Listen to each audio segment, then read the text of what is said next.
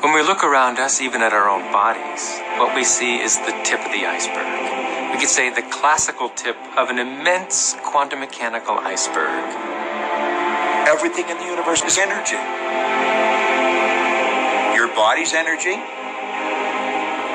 The room you're living in is energy.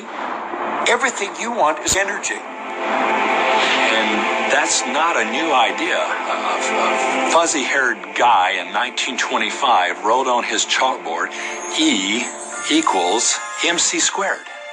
And we couldn't grasp what that meant. What that says is on one side of the equation is mass and light and everything that we perceive, but it all equals energy. Everything is energy. And let me help you understand that just a little bit. There's the universe, of course, and our galaxy, and our planet, and then individuals, and then inside of this body are organ systems, and then there's cells, and then there's molecules, and then there's atoms, and then there is energy. So there are a lot of levels to talk about something on, but when you get down to it, everything is energy. There's enough energy sitting in there, in one atom, to do amazing things, to possibly even open up the doorways to lighting an entire city. Think of this for a moment. Take your hand and look at it. Now, your hand looks solid, but it's really not. If you put it under a proper microscope, you'd see a mass of energy vibrating. And so everything is made up of the exact same thing, whether it's your hand, whether it's the ocean, or whether it's a star. The colored paper with ink on it is not money. It's just energy. And so part of the illusion that we're living in is that, these things are solid. They're not solid. Neither is a piece of wood. Neither is a rock. Get the proper microscope and go and look at a wall. That wall is not solid. That wall is a mass of energy in a very high speed of vibration. It feels solid because of the vibration, the rate at which the molecules are vibrating. Everything in the universe vibrates. In other words, everything moves. We live in an ocean of motion. You are vibrational beings in a vibrational universe. Many people are not yet ready to acknowledge that they are vibrational.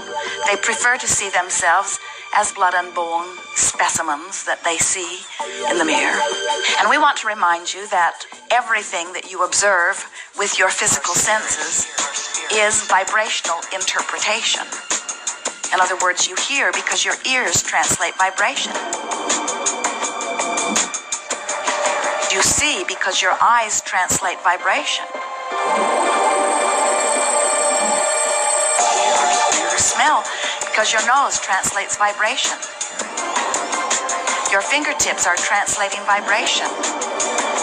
Your tongue is translating vibration. All of your senses are about the translation of vibration, and that's why you are able to perceive your environment in the way that you do. So it's very difficult for us as scientists or engineers or medical doctors or anybody to come to terms with the fact that what our senses are telling us is really not the whole story. We've been so taught to live with our physical senses, hear, see, smell, taste, and touch. But our physical senses lie. Our physical senses don't tell us the truth. If you only judge by your sensory factors, you'd believe the sun took a bath in the ocean every night and burrowed through the earth and was reborn on the eastern shore the next morning. I mean, the ancients used to believe that, but now you know better than that. If you judged only by your sensory factors, you'd believe that train tracks met in the distance. But you know better than that, and you turn away from your senses. If you lived only by your sensory factors, you'd believe that a dog whistle made no sound. But you know better than that, so you turn away from your sensory factors and you stand out in your yard and you blow away. And yet how many times, if we're not careful, do we find ourselves living at nothing more than the sensory level? If we take a look at everything in the universe, we know from a scientific perspective is made up of something called energy. So what do we know about the properties of energy? Number one, all energy has a vibration. All energy has a vibration. It emits a frequency. We are frequency generators. If you get close to someone's skin, you can feel infrared energy being given off. If you look at them, you're seeing light energy given off. We now have scans where you can put a machine around somebody's head instead of putting the electrodes on their head. and perceive and record the energy that their brain is giving off. In the United States, copyright law allows for the fair use of copyrighted material under certain limited circumstances without the prior permission from the owner.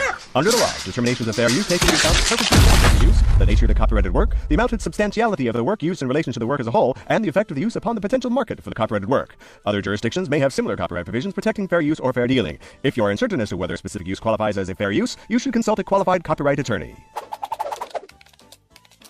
You have the right to take it down.